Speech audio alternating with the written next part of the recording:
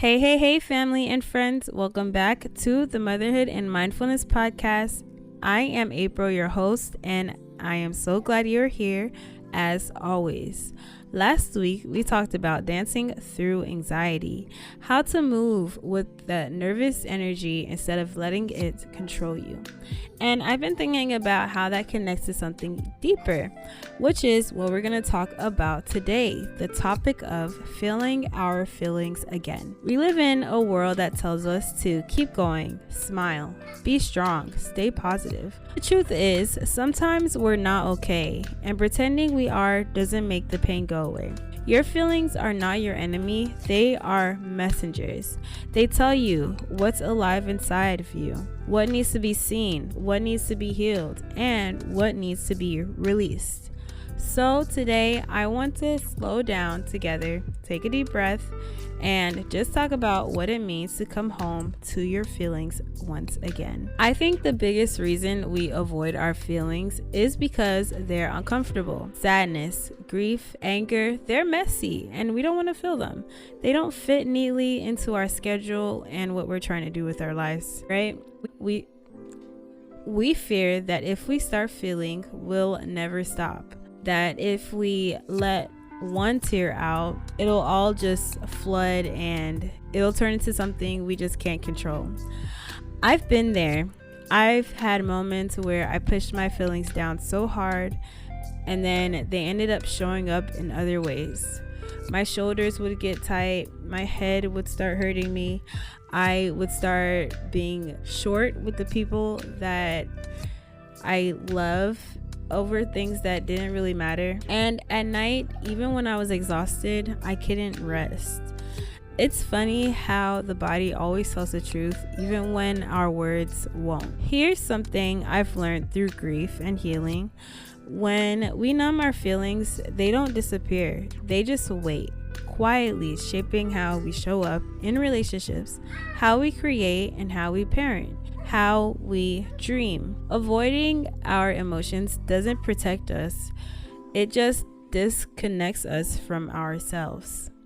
So, how do we start to feel again? How do we unlearn the automatic "I'm fine" and actually listen to what's going on the inside? The first step is simple but powerful. Give yourself permission. Say to yourself, "It's okay, I'm allowed to feel. I'm allowed to be human." You don't have to earn rest. You don't have to explain why you're sad. You don't have to justify your emotions to anyone, not even to yourself. The second step is to find a safe space to let it all out. That could be your journal, a late night talk with someone you trust, a quiet car ride with music that lets your soul just breathe, or just sitting still and asking, what am I really feeling right now? For me, excuse if you hear my toddler in the back, he is awake right now. Anyways, for me, one of those moments came unexpectedly. I remembered one evening after a long day, this heaviness crept up on me. I didn't want to feel. I wanted to scroll, distract myself, and do anything, but instead, I sat there. I played a soft song, and I let the tears come. And I'll be honest, I didn't stop them this time. I didn't wipe them away. I just let them fall. What surprised me most wasn't how sad I was feeling. It was how freeing it was. Like I had been holding my breath for years and finally exhaled. That's the thing about feelings. It's not just about pain. It's about release. It's the doorway back to your peace. When you allow yourself to feel without judgment, your emotions stop being something to fear. They become teachers. If you're wondering how to start practicing this, here are a few gentle ways to reconnect with your emotions. Number 1 is to check in with yourself daily. Ask, how am I really feeling today? And be honest, no sugarcoating. Number 2 is to notice your body. Sometimes your body feels your emotions before your mind catches up. That tight chest, the shallow breathing, the tension in your jaw. Those are all signals. 3 is to name your feelings.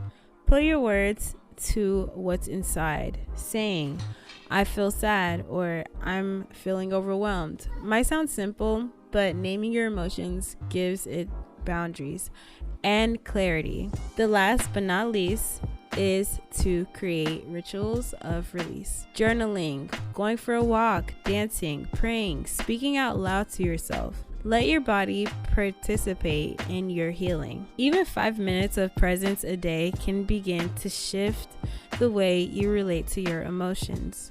Over time, you'll start to notice something. Your feelings no longer control you. Instead, they're guiding you. So friends, as you go through this week, I want you to remember this. Your feelings are not a problem to fix. They are a path to understanding yourself better. It's okay to be the strong one who cries. It's okay to laugh though. It's okay to laugh through those tears. And it's okay to still be healing while trying to move forward. Every emotion you feel, joy, sorrow, confusion, gratitude, is part of your story. They're all chapters that make you who you are. The next time those emotions rise up, do not push them away. Lean in gently. Ask, what are you trying to tell me? And then let them flow. Because healing isn't about being happy all the time. It's about learning to feel everything and still choose to keep your heart open. So next week, we're going to be talking about the beauty of being misunderstood, how to stay grounded and confident in who you are, even when others don't fully understand you. That episode is going to be a freeing one, so make sure you don't miss it. Until then, take a moment each day to feel fully, kindly, and without judgment. You deserve that kind of peace. And till next week, I'll talk to you guys later. Bye.